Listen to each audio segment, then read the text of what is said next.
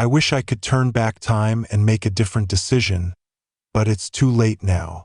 Music was always my passion, but my parents never supported it. They wanted me to have a secure, lasting career. I came from a perfect family. Both parents and grandparents were alive and loving. But music was my escape, my sanctuary. I sang R&B and I was good at it. However, where I'm from, people don't recognize your talent unless you've made it. Juggling school, parental pressure, and music was overwhelming. Recording and writing were luxuries I couldn't afford. I had to prioritize finishing high school. After completing high school, I thought tertiary education would bring some freedom, but my parents' grip only tightened. They chose my course, constantly checked on me, and monitored my results. Their scrutiny was suffocating.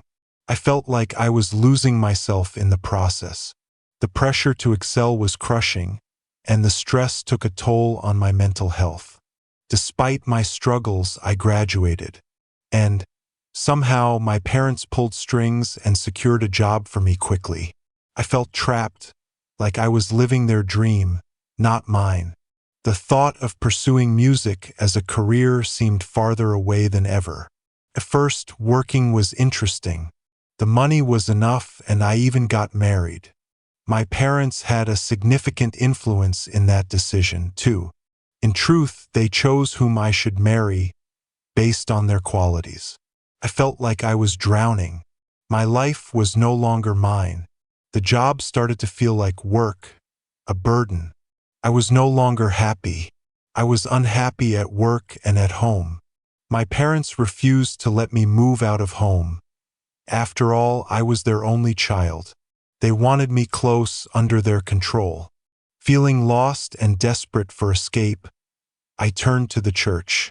Secretly, I began recording music again, my true passion. It was my lifeline, my sanctuary.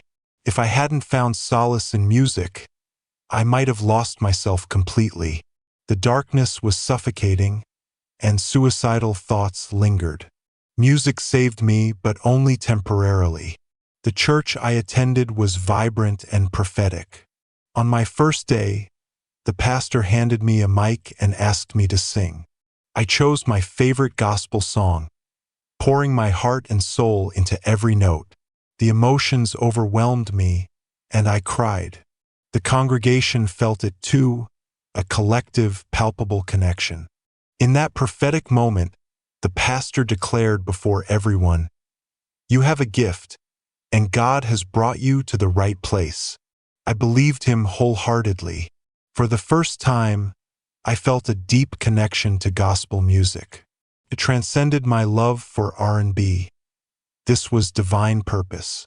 I was willing to sacrifice everything for it, just as Jesus did on the cross. The pastor instructed me to join the worship team, and I eagerly obeyed. I felt a sense of belonging, of being part of something greater.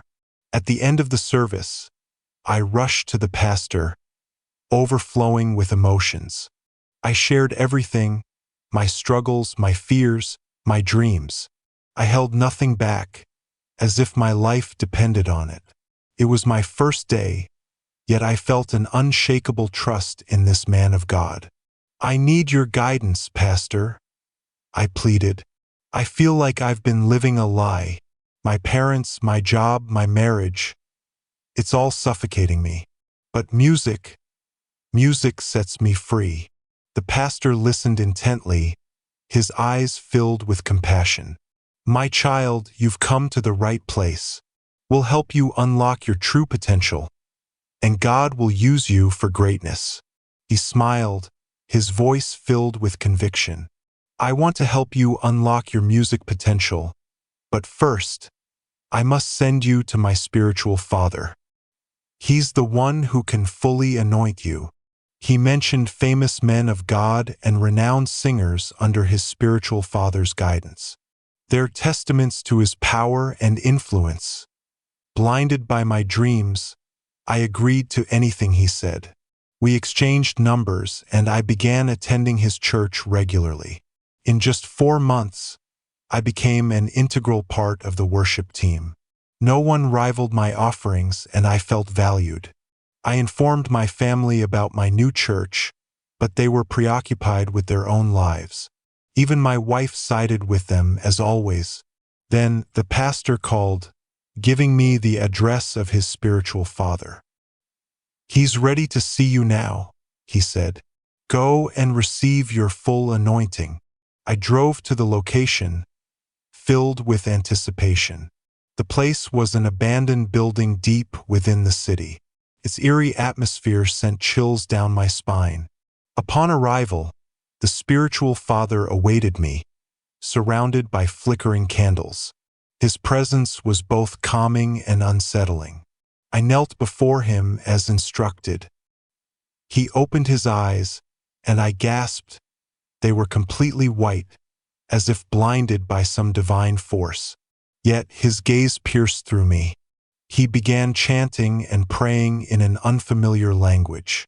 I couldn't decipher the words, but somehow I understood every syllable. A strange sense of peace washed over me, calming my initial fear. The next thing I knew, he was making precise cuts under my tongue with a razor-sharp blade. I felt no pain, only a surreal detachment. His accuracy was unnerving. He sprinkled water on me, and I remained still, devoid of questions or resistance.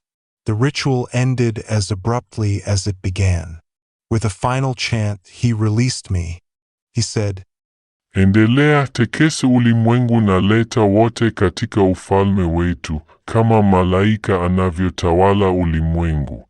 I stood, walked directly to the door, and drove home, lost in a trance-like state.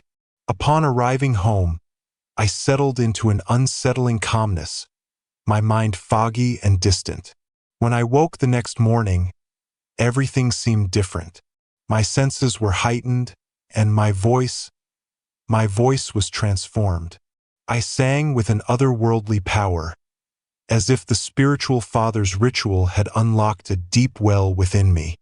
My music career skyrocketed. I started recording singles and albums, and they brought all the attention and bookings from huge gospel events and churches. I was hailed as a gospel sensation.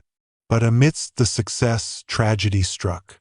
My family members started dying one by one each year. My parents, grandparents, and even my wife. I was left alone, with only my music and the so-called man of God by my side. The losses were devastating. I realized too late that this wasn't the path I wanted to take. The music I sang served the devil's purposes. The millions I earned and inherited meant nothing. I'm consumed by the darkness I unknowingly unleashed through my music.